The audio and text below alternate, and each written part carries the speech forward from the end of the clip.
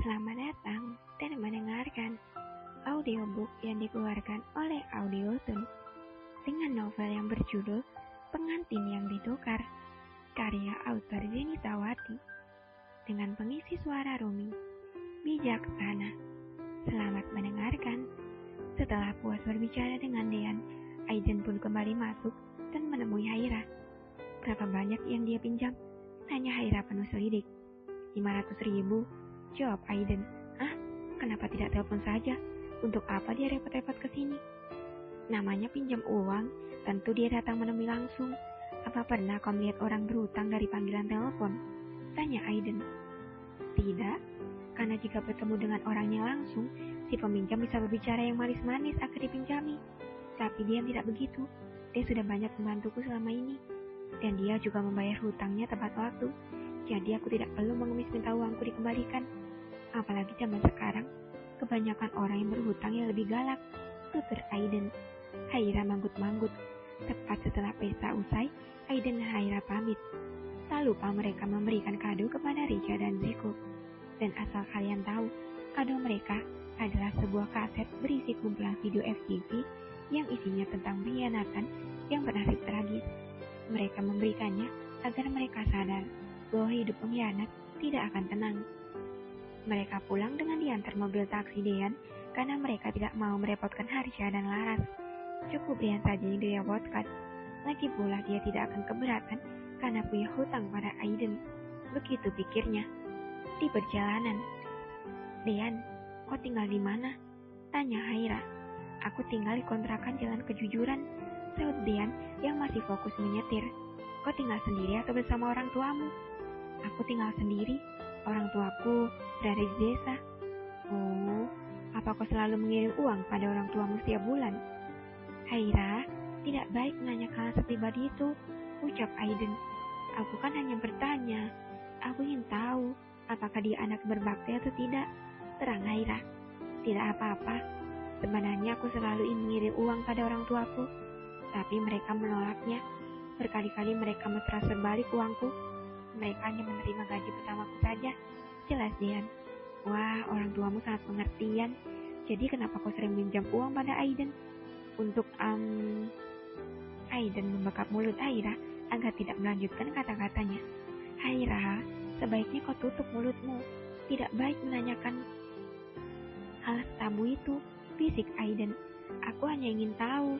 Jika dia terlalu boros, aku akan mengajarinya berhemat agar uangnya tidak habis saat pengetahuan bulan. Ucap Haira. Habis apanya? Aku menggajinya sangat banyak, dan gaji 1 bulannya cukup untuk hidupku 1 tahun. Batin Aiden. Sudahlah, tidak baik seorang istri berakrab dia dengan teman suaminya. Ucap Aiden mengingatkan. Terima kasih, lain kali aku akan menghemat uangku. Ucap Dean sambil tersenyum. Apa maksudnya terima kasih? Dia mau cari mati ya? Batin Aiden. Mobil telah sampai di rumah Aiden. Setelah itu Dean pun pulang. Saat hendak memasuki pekarangan rumah, Haira dan Aiden terkejut melihat banyak sekali kendaraan parkir di halaman mereka. Hah? Ini kendaraan siapa? Tanya Haira. Sepertinya para tamu Bu Asih. Dia kan sedang mengadakan arisan, sahut Aiden. Bu Asih adalah tetangga sebelah kiri mereka, sedangkan Bu Evi adalah tetangga sebelah kanan mereka. Tapi semua kendaraan mereka memenuhi halaman rumah kita dan berderet di pinggir jalan dan menabrak bunga-bunga yang kutanam di pinggir jalan itu. Gerutu Haira sambil menuju beberapa bunganya jatuh terkena ban motor. Mana Bu Asih? Akan aku labrak saja di depan banyak orang, biar dia malu sekalian. Haira hendak pergi ke rumah Bu Asih, namun dihalangi Aiden. Tidak, jangan Haira. Kau yang sebenarnya salah. Sudah tahu ini jalan umum, tapi kenapa menanam bunga mentok di pinggir jalan? Harusnya kau mengundurkan agar tidak merusak bungamu sendiri. Aiden memberi pengertian kepada Haira.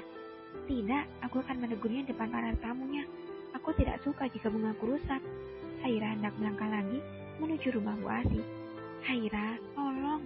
Apa kau akan memperlalukan banyak orang hanya karena bunga? Bunga bisa kau tanam lagi, tapi rasa sakit hati orang apa bisa kau obati? Sakit hatinya bisa membekas, bahkan sampai dia tiada. Meminta maaf di akhirat. Tanya Aiden sambil menatap serius. Haira terduduk. Aiden menghela nafas pelan. Dia memegang kedua pundak Haira dan berkata dengan lembut, "Haira, dengarlah. Jika kau ingin menegurnya, tegurlah secara pribadi, bicara baik-baik tanpa emosi, dan menunjukkan rasa tidak sukamu pada orang yang dia lakukan. Lagi pula hanya sehari kan, bukan setiap hari kan? Kenapa harus dipermasalahkan? Kau tahu, jika kau melakukannya, maka kau yang akan malu sendiri, karena orang-orang menganggapmu tipe orang yang suka membesarkan masalah." Jelas, Aiden. "Haira, kau mengerti kan? Jika nanti ada orang yang berbuat salah, kau cukup beritahu saja. Jangan menyebarluaskan kesana kemari. Apalagi sampai kau posting di sosial media. Memangnya kau mau dianggap tukang gosip?" Haira mengangkat kepalanya dan tersenyum. "Kau benar. Maafkan aku karena sempat terbawa emosi tadi. Hampir saja aku menjalin permusuhan dengan Bu Ati. Terima kasih ya sudah mengingatkan," ucapnya. Aiden mengangguk dan tersenyum. "Ayo masuk," ucapnya. Haira mengangguk dan masuk ke dalam rumah bersama Aiden. Sementara itu, Dean sedang menuju lokasi di mana wanita gila yang dia temui kemarin di rumah kecil di pinggir kota. 1 jam kemudian, dia telah sampai. Dia masuk dan menemui sang psikiater yang bernama Wina. "Bagaimana, Wina?" tanya Dean saat sudah masuk ke ruangan Wina. Dia masih belum mau menyebutkan namanya. Setiap saya tanyakan, dia selalu berteriak histeris. Namun saat saya memperlihatkan foto Tuan William, dia langsung tenang dan diam. Tapi jika dia melihat foto kakaknya, dia langsung berteriak histeris lagi, tutur Wina. "Kenapa aneh sekali? Sebenarnya apa hubungannya dengan Tuan William?"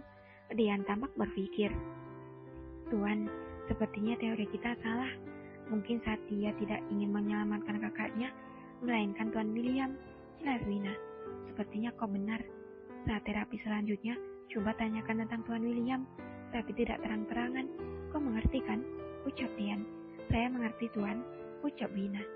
"Hah, tentu saja kau mengerti. Kau kan psikiater." Dean tergelak sementara Wina hanya cengengesan.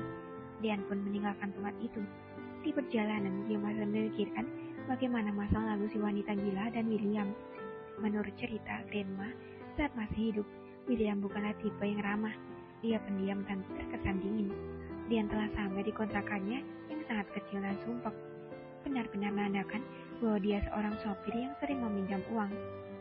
Sampainya di dalam, dia langsung mandi dan istirahat. "Mengirim untuk orang tuaku," katanya. "Bagaimana bisa aku mengirim uang pada mereka, sementara aku tidak tahu mereka ada di mana?" Dean tergelak. Rasanya mustahil bertemu dengan mereka. Orang tuanya membuangnya ke panti asuhan sejak dia bayi. Saat umur 13 tahun, dia lari dari panti asuhan dan menjadi gelandangan.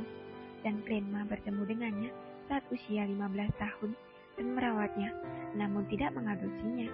Setelahnya, Grandma memberikan pendidikan dan pelatihan ketahanan diri hingga akhirnya dia menjadi asisten pribadi. Kalau kamu mau dengar audiobook lebih banyak dan gratis, segera download AudioTune.